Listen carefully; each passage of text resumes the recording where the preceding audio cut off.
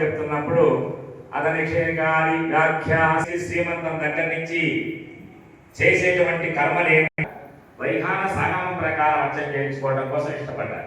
పాంచరాత్రాగమము ఇంకా ఉన్నాయి కదండి అంటే అవన్నీ కూడా ప్రచారం కోసం వచ్చినటువంటి ఆగమాలే తప్పితే గర్భంలో ఉన్నటువంటి శిశువుకి చక్రాంకితాలు చేసేటువంటి సాంప్రదాయం ఏదైనా ఉంది అంటే అది వైఖాన సాగమం. ఏమిటంటే దాని ప్రత్యేకత అంటే చాలా మంది మీ చక్రాంకితాలు చేయించుకున్నామండి అంటారు. అంటే శంఖము చక్రము వెండివి కాల్చి భుజాలకు ముద్రగా వేస్తారు, దాని చక్రాంకితము అంటారు. ఆ రోజు నుంచి తిరుపండ్రం పెట్టుకోవడం అంటే తిరునామం పెట్టుకోవడం ఇవన్నీ ఆచరించాలి. మాంసాహారం తీసుకోకుండా ఉంటాం, ఇవన్నీ కూడా ఏకభక్తం చేయడం. వీటిలో గౌడీయ సంప్రదాయం కూడా అది ఇంకా ఇష్టంగా ఉంటుంది. గౌడీయ సంప్రదాయం ఇలా మావాడు చెప్పాడు అన్నమాట, శ్రీమంత విష్ణుబలి జాత కర్మవంత అని చెప్పాడు. దాని అర్థం ఏంటంటే విష్ణుబలి అనేటువంటి ఒక హోమాన్ని చేస్తారు ప్రత్యేకంగా.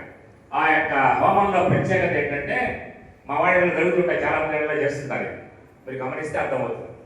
ఆ యొక్క హోమం దగ్గర పూజ చేసిన తర్వాత పొంగలిని 3 ముద్దలుగా తీసుకుంటారు, అంతంత కొంచెం కొంచెం తీసుకుని దాన్ని ఈ యొక్క శంఖము చక్రము వెండి ఉంటాయి, వాటిని కాల్చి దాంట్లో ముద్ర వేస్తారు.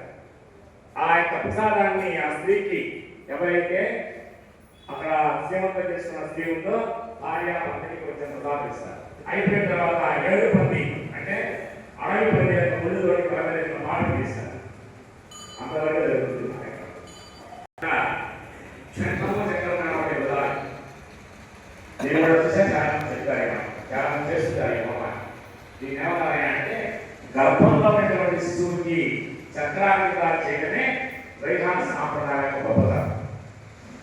ఈ ఆలయానికి ఇప్పుడు నర్సరావు మనకి కనుక వెళ్తే తిరుమల వెళ్ళేటట్టయితే వైఖాన శాస్త్రం ఉంటుంది. గుడేళ్ళ పక్కకు వెళ్తే అక్కడ ఒక పెద్ద ఫోటో ఉంటుంది, దండం పెట్టుకుంటూ ఉంటాడు ఆయన పెద్ద ఆయన ఏమనేవాడంటే మా వాళ్ళందరూ కూడా పెద్దవాడు బాగా ఆకులు మన్నాడు పాసాడు భట్టాచార్య గారు అంటారు.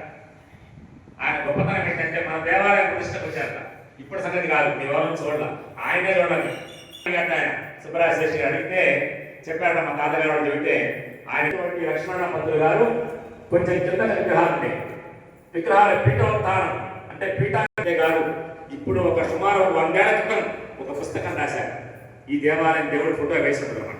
ఏమిటంటే ఆ పుస్తకం అంటే ప్రతిష్ట విధి దర్పణం, ప్రతిష్ట విధి సుబ్బరాజేష్ గారు ఇటువంటి ఆలయం. వాడు కొత్తగా మనం తెచ్చుకుని చరిత్ర కాదు ఇది. అయితే దీంట్లో మనం గమనించాల్సినటువంటి